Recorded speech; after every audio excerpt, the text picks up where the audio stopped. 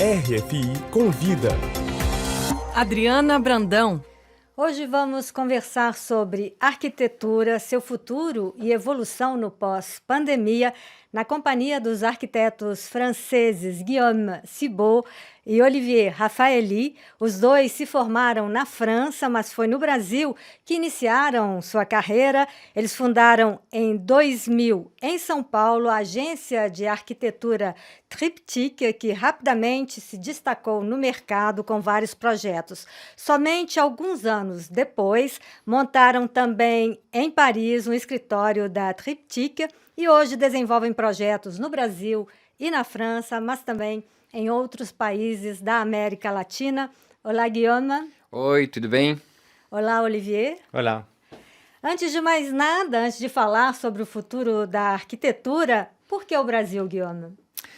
Tem muitas explicações e, na verdade, nada ocorreu como planejado, mas é notável que a gente queria, na saída dos estudos, encontrar uma terra fértil para questionar nossa prática em função dos desafios da cidade contemporânea, e que o Brasil se ofereceu com um lugar fantástico para poder, obviamente, tentar amorçar umas respostas, mais especificamente nas questões ambientais e sociais. E desta forma nos acolheu de braços abertos. Olivier, pelos mesmos motivos? Sim, tem um lado também emocional, porque foi uma paixão, foi um amor à primeira vista, como a gente fala. O Brasil é um país que é muito exótico para um francês, muito diferente, e ao mesmo tempo muito familiar. Você se sente em casa. Não é o caso na Índia ou na China, para mim, por exemplo, são países que são muito diferentes, mas você não tem esse sentimento de família, de primo. E no Brasil você tem isso. E para isso que a gente ficou 17 anos no Brasil. E o Brasil, para você entender, nós estudamos no Belles Artes, em Paris, uma cidade linda, histórica, tudo é perfeito, quase perfeito. Quando você chega no Brasil, é um choque para um francês, para um parisiense. É alguma coisa de inacreditável. Tudo parece novo, tudo te questiona. É essa força que realmente chamou a gente e seduziu a gente. Vocês falam hoje, são adeptos do movimento tropicalista na arquitetura. Que movimento é esse? Eu não sei bem se é um movimento, mas talvez seja mais a nossa leitura do que nós encontramos lá de bonito e de potente através dessa história maravilhosa da arquitetura modernista brasileira e a sua relação íntima com a natureza tropical e como essas duas forças que são a natureza tropical e a capacidade do homem a construir espaços se encontra de uma forma que eu acho que é absolutamente notável no Brasil e requestiona muito a interação dos dois, do que é da ordem natural e construída. E isso aqui foi uma fonte de inspiração muito, muito grande. Hoje vocês estão na França, fundaram então o Triptyque também aqui em Paris, mas continuam atuando no Brasil. Como é que vocês fizeram para adaptar essa noção de arquitetura tropicalista à França? Então, é isso que é interessante. Fundamos a Triptyque com a Carole Bueno e o Greg Busquet, que são nossos amigos de sempre, que estão lá no Brasil agora. Mas a gente fala de tropicalismo, mas o que é legal é o tropicalismo invertido. Não sei se é... acho muito interessante o fato que o Brasil, as cidades do Brasil foram feitas a partir das ideias europeias. E o modelo europeu chegou a construir a ideia da cidade brasileira. A nossa ideia é que hoje em dia a cidade europeia ela tem que se construir a partir das ideias do novo mundo. Porque lá, realmente, por causa dos problemas graves, ambientais, sociais, de mobilidade, o povo tem que achar soluções, tem que criar novas ideias. Então, o tropicalismo invertido é finalmente pegar as aulas do Brasil, por exemplo, e levar elas para Paris. e levar essa natureza, esse naturalismo, essa força, essa energia para um país como a França, por exemplo. Então, o europeu chega no Brasil e agora o brasileiro tem que chegar na França. O Brasil tem que o país tem que se misturar, tem que se abrir. Pois é, isso é visível em alguns projetos que vocês já desenvolveram em algumas cidades da periferia parisiense, onde o vegetal, a vegetalização é muito presente. Como foi a quarentena para vocês e no setor da arquitetura? Os projetos foram interrompidos ou vocês puderam continuar a desenvolver os projetos, e principalmente nessa relação com o Brasil, Guillaume? Então, na verdade, a gente conseguiu prolongar a nossa atividade. Historicamente, o escritório ele tem uma maneira de funcionar entre o Brasil e a França que integra a questão do trabalho a domicílio, do teletrabalho. Então, de uma certa forma, os projetos continuaram enquanto as obras pararam.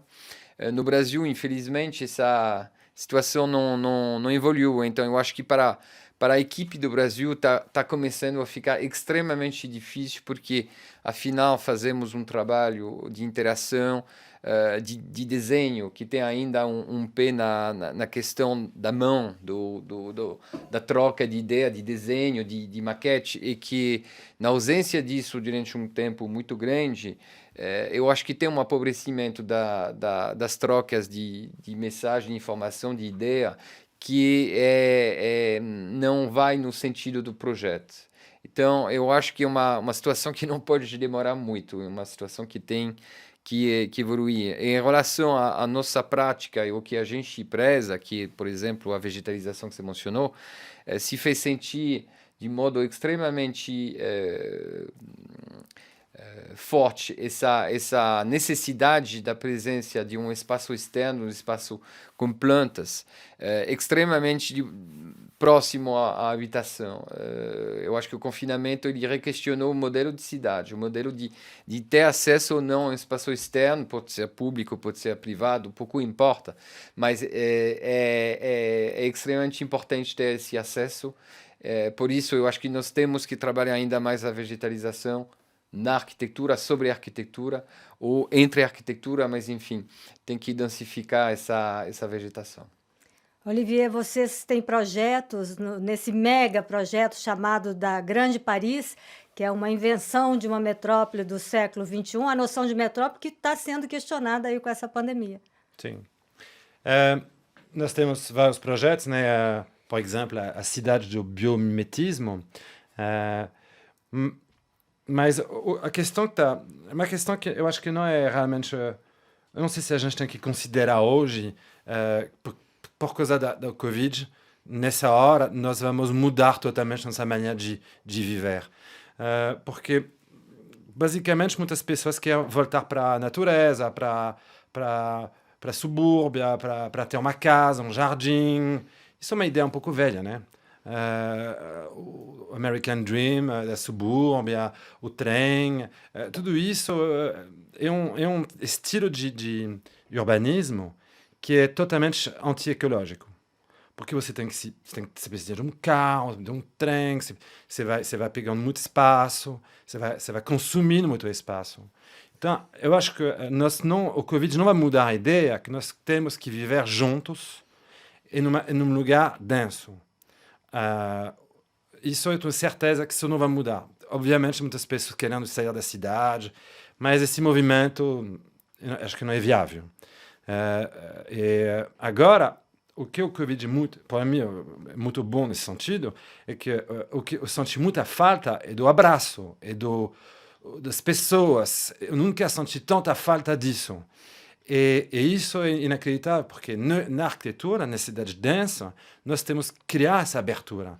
Então, a gente tem que criar uma cidade densa, mas super aberta, super vegetalizada, super humana.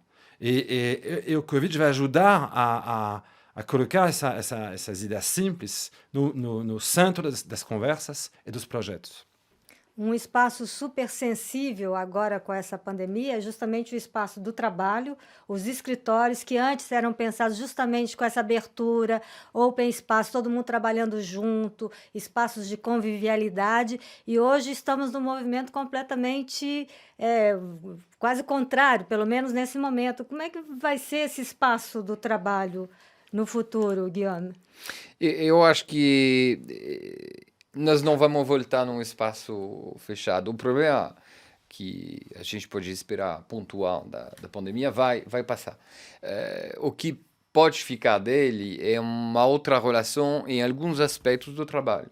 E eu estou falando mais das reuniões, as reuniões físicas. É notável que a gente percebeu que o desejo, a necessidade de reuniões físicas pode ser provavelmente diminuído, então trocando por videoconferências.